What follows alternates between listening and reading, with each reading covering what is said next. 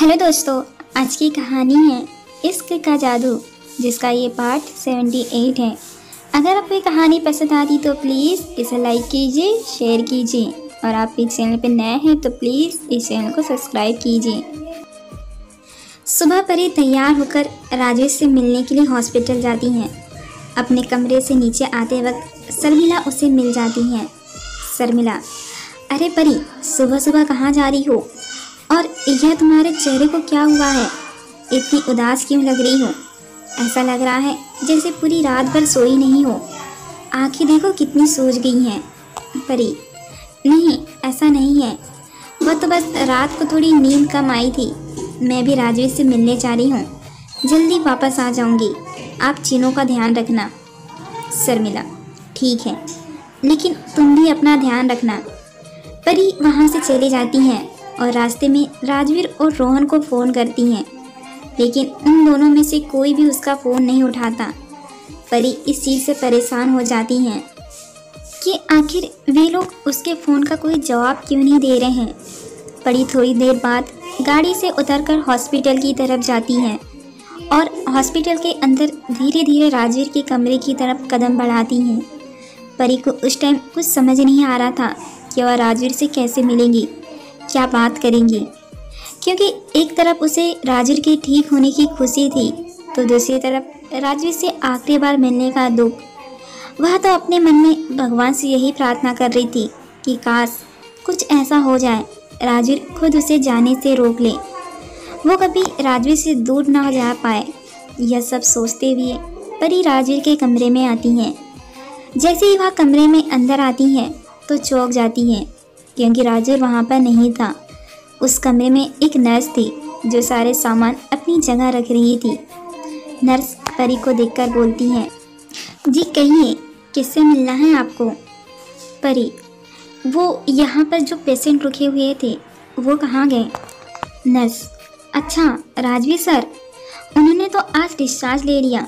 Doctor ने उन्हें एक दिन रुकने के लिए बोला भी था, लेकिन उन्होंने मना कर दिया।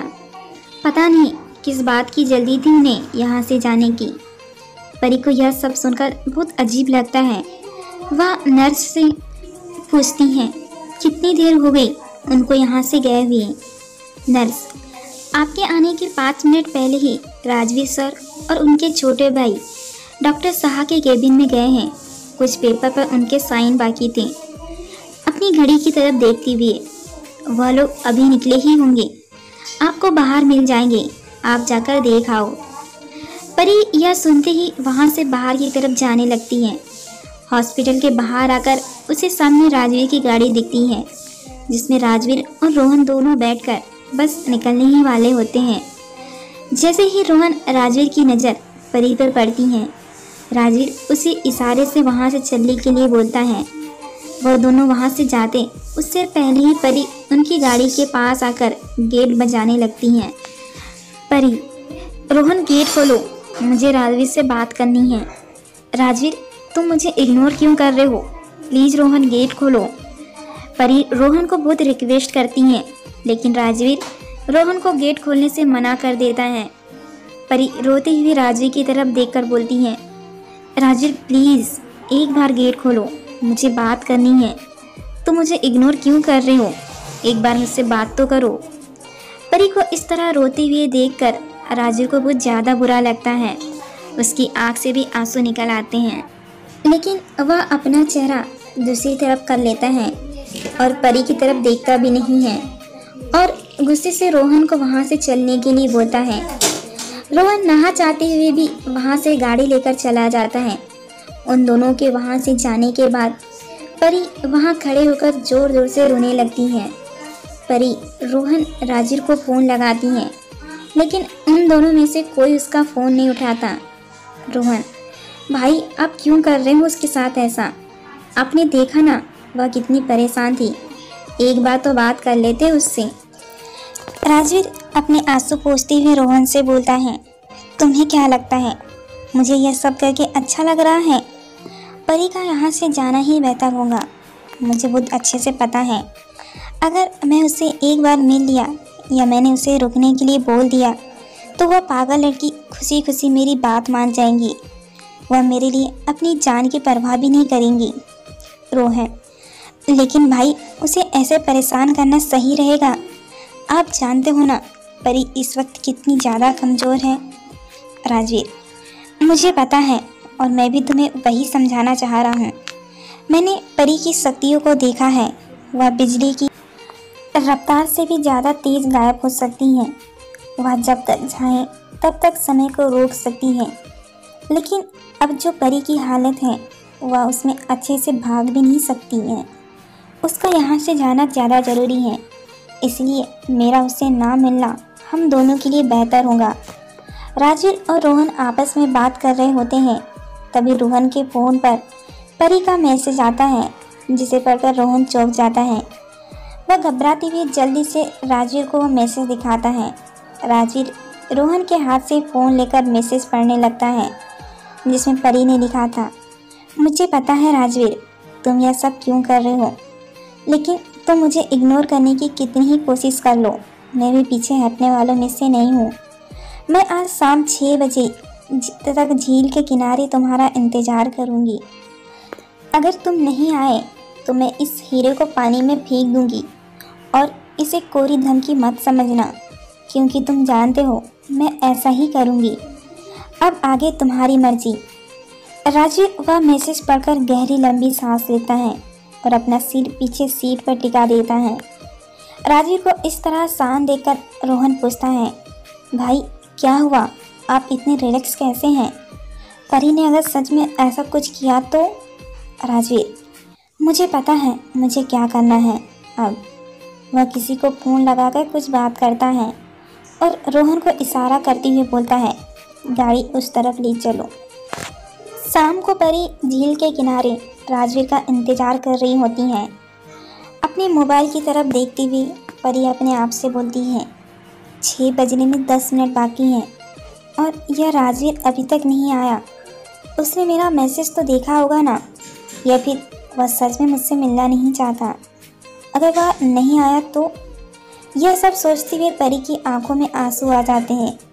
क्यों कर रहे हो राजवीर तुम मेरे साथ ऐसा? परी ऐसा बोलकर रोते भी अपने चेहरे को हाथों में छुपा लेती है। तभी उसे अपने हाथों पर किसी का हाथ महसूस होता है। जब वह आंखें खोलकर सामने देखती है तो राजवीर वहाँ खड़ा होता है। उसके देखते ही परी उसके गले लग जाती है। परी रोते हुए बोलती है, मुझे पता था तुम ज़रूर आओगे। क्या ज़रूरत थी यह सब करने की? क्यों मुझे अपने आप से दूर करना चाहते हो तुम? तुम्हें पता है ना मैं तुम्हारे बिना नहीं रह सकती। परी को इस तरह रोता हुआ देख राजवीर की आंखों में आंसू आ जाते हैं। वो उसे प्यार से चुप कराता है और उसके चेहरे को अपने हाथों में लेकर बोलता है, आई लव यू परी, मैं भी तुमसे दूर नहीं रह सकता। परी, तो फिर क्यों थी मेरे साथ इतनी बेरुखी? क्यों मेरी तरफ देखा भी नहीं? मुझे अब कोई फ़र्क नहीं पड़ता, चाहे मेरे पास 1 दिन हो 1 महीना, मैं बस अब तुम्हारे साथ रहना चाहती हूँ। मुझे पता है तुम बोलोगे यह सब गलत है, ऐसे हैं वैसे हैं, लेकिन मैं बन रही हूँ अभी मतलबी। इतना बोलकर परी हाथ में उसी हीरे लेकर सामने की तरफ फेंकने लगती है। तभी राजवीर उसका हाथ पकड़ लेता है। राजवीर, तुम रहने दो, यह काम मुझे अपने हाथों से करने दो।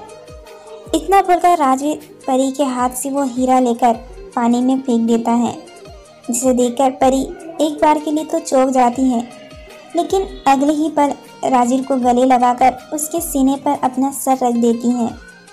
राजवीर परी को अलग करके उसका हाथ अपने हाथ में लेता है और उसके दिल पर लगाकर उसे बोलता है, मुझे पता है इस दिल में सिर्फ मैं ही हूँ, है ना?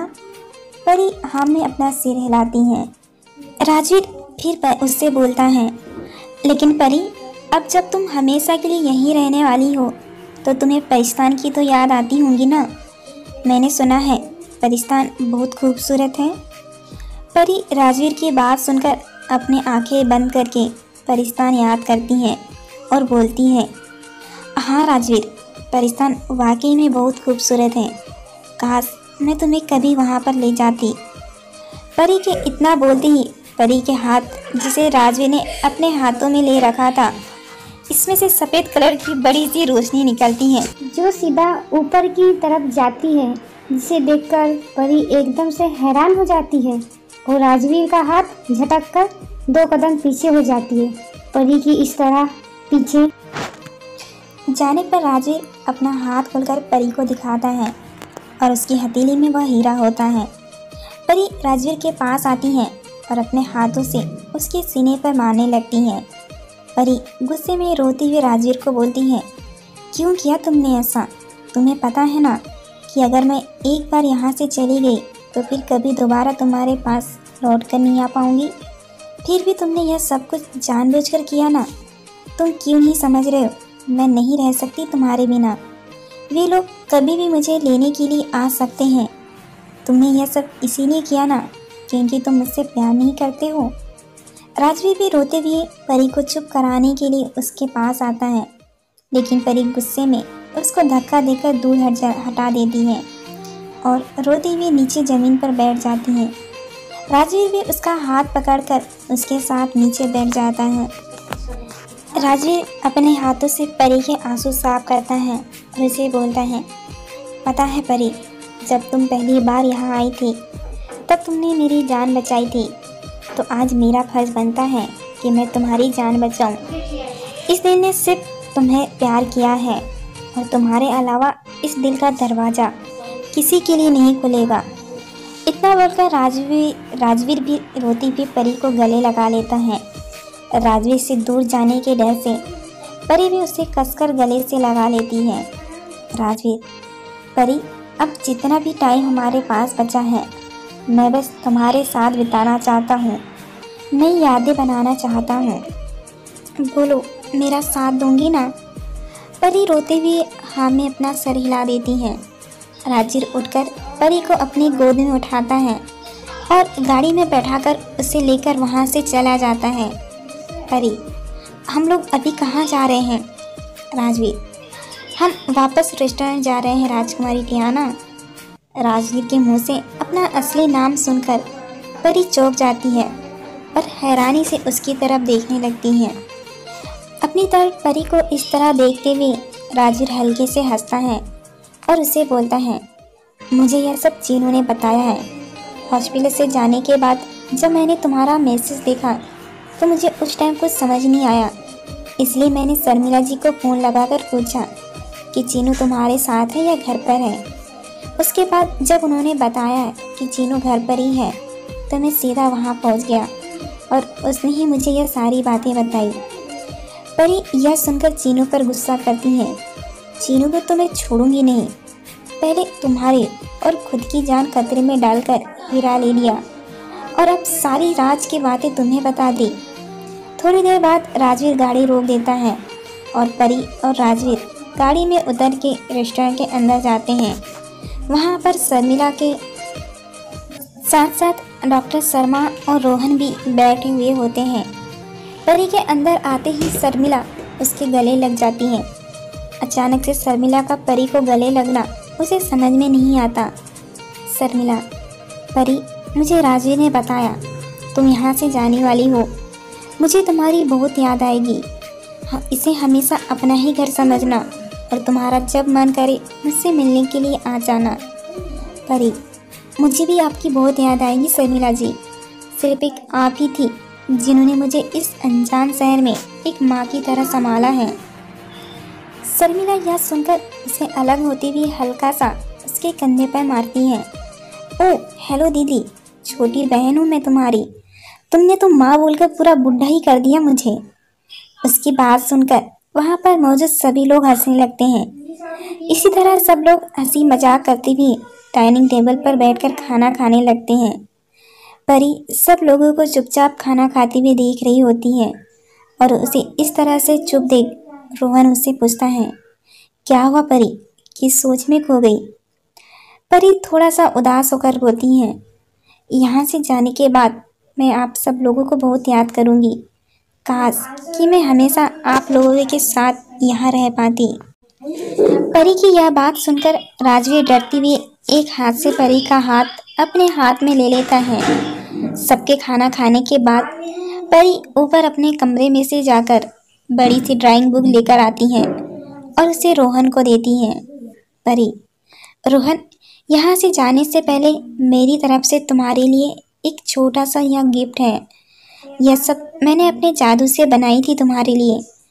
हमारे परिस्तान से पृथ्वी कैसी दिखती है, अंतरिक्ष कैसा है, ब्रह्मांड कैसा है, बस उन्हीं की कुछ तस्वीरें हैं ये।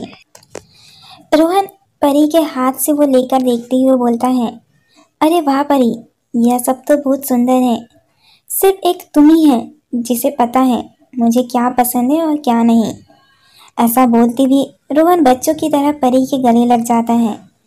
राजवीर उन दोनों को इस तरह देखकर रोहन को बोलता है, अरे अरे दूर हटो, क्या कर रहे हो, वो मेरी है।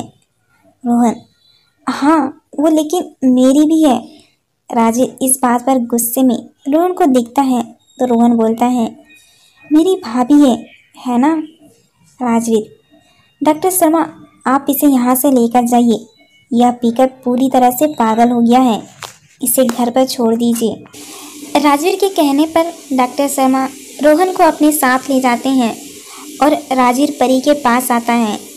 राजवीर, सबको अपनी तरफ से गिफ्ट दे रही हो, लेकिन मेरे को तो अभी तक तुमने कुछ नहीं दिया।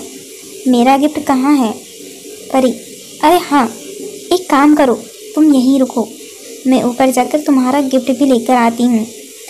ऐसा बोलकर परी अपने कमरे की तरफ जाने लगती है, लेकिन राजवीर उसका हाथ पकड़कर उसे अपनी तरफ खींच लेता है और उसे अपनी बाहों में लेकर बोलता है, मेरे लिए मेरा सबसे बड़ा गिफ्ट तुम हो परी, तुम्हारे सिवा मुझे कुछ नहीं चाहिए।